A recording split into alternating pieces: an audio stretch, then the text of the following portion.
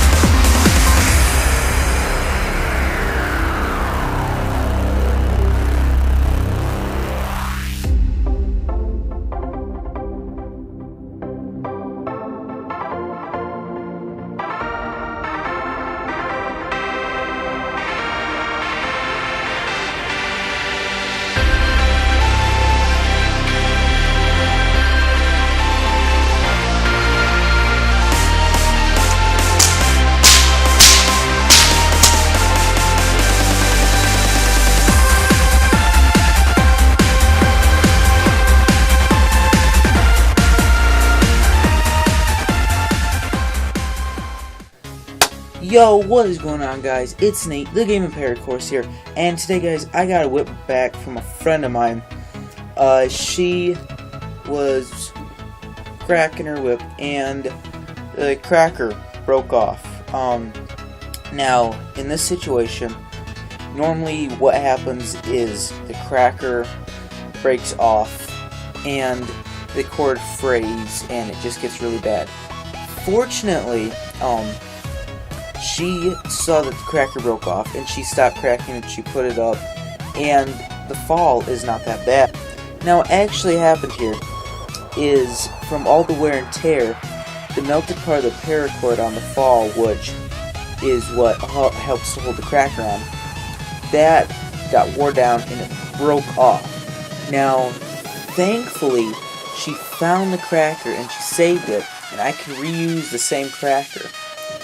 Again, I can reuse this, put it back on once it's finished, but I will be showing you how I make crackers, because if you're going to get into whip making, or if you want to attempt to repair your own whip and your cracker breaks, this video will hopefully show you how that's done. So, like I said, normally the fall will fray up a lot more, and you'll have to take your spool tool or your knife or scissors or whatever you're using to cut it, and you'll have to cut the end off and then melt it. But thankfully, it's so well preserved and it's not that bad that we can just melt it back down like that. Take your spool tool, pat it down, make sure everything sticks on itself. I actually want to light that back up. Pat it back down, just making sure that end seals up real nice. Okay, so the way I make my crackers is I use Nanocord. Now Nanocord is basically the strands that they use to weave the shells of paracord but they just take, I don't know if you can see that in the video, like that, but they just take 4 of those little strands, and they weave them into this basically thread-like stuff. So the way I do this is I take a good 4 foot of this stuff. I just usually eyeball it, but you can measure it out if you want. About 4 foot-ish. Cut it. Set that aside. And I bring both the ends together. And I just tie a 1/2 hitch knot. So you take it, you bring it around, and it goes through. Basically looping it around on itself and tying it in. Now some of you are going to be saying, well, hey, couldn't I tie a nice fancy knot? You could, but since you're going to cut this thing off anyways, it's not going to matter whatsoever. Okay.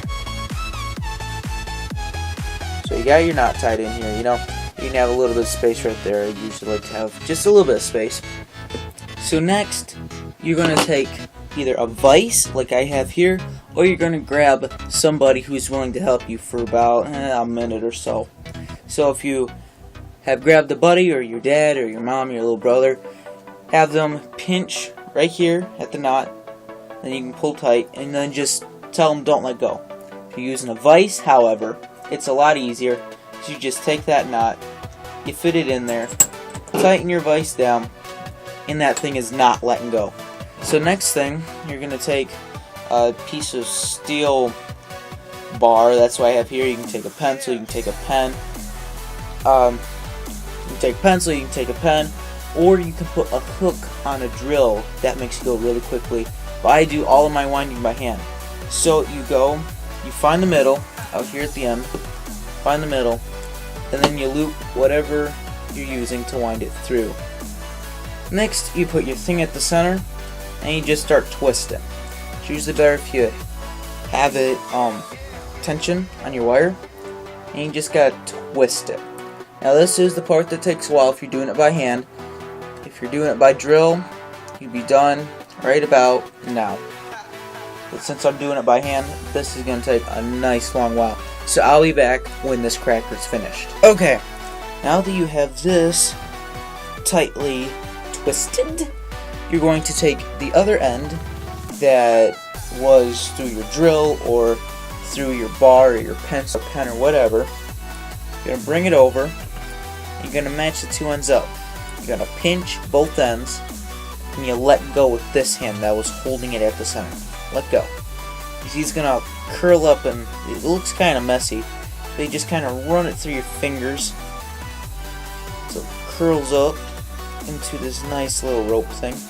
You may see that there's little curls like that. We'll take care of those later. So the next part, you're going to come about an inch and a half down, and then just tie a regular old knot. Bring it through and tight. Hold as tight as you can. You're going to undo it from your vise, pull your bar out, and next you're going to take these, sort of unravel, untwist, not unravel, untwist it, and you're going to stick your finger out. Okay, you're going to pull it out. By doing this, you can assure that your cracker winds up nice and tight. No like little weird bumps in it. Okay, so the next part is you're going to take right here at these ends and take whatever you use in the cutting. You can use spool tool, scissors, knife, anything, and you're just going to cut this off here. Make sure that all the pieces are nice and even. And your cracker is finished. The next step is to put your cracker on. You start by taking your cracker and untwisting a bit of it. Okay, so you get an eye that opens up. Next, you take the end of your fall and you stick it through the eye. Hang on, let me reopen mine up. You stick it through the eye. Like that. Stick it through. Now you're going to notice that you're going to have some twists left on this side. You you're just going to want to take your fingers and untwist it. And pull it tight right there. Wind it back up, just like that. Pull that to the end. Next step is to tie a half hitch around your fall, like that. You cinch it up real tight.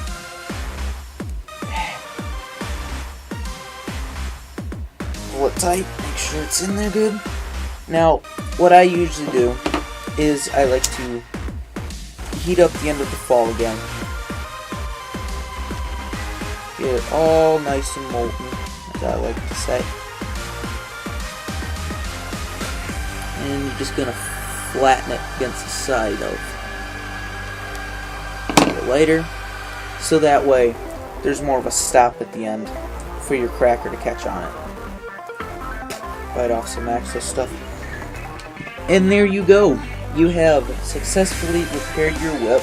So, I'm gonna leave this video here, guys.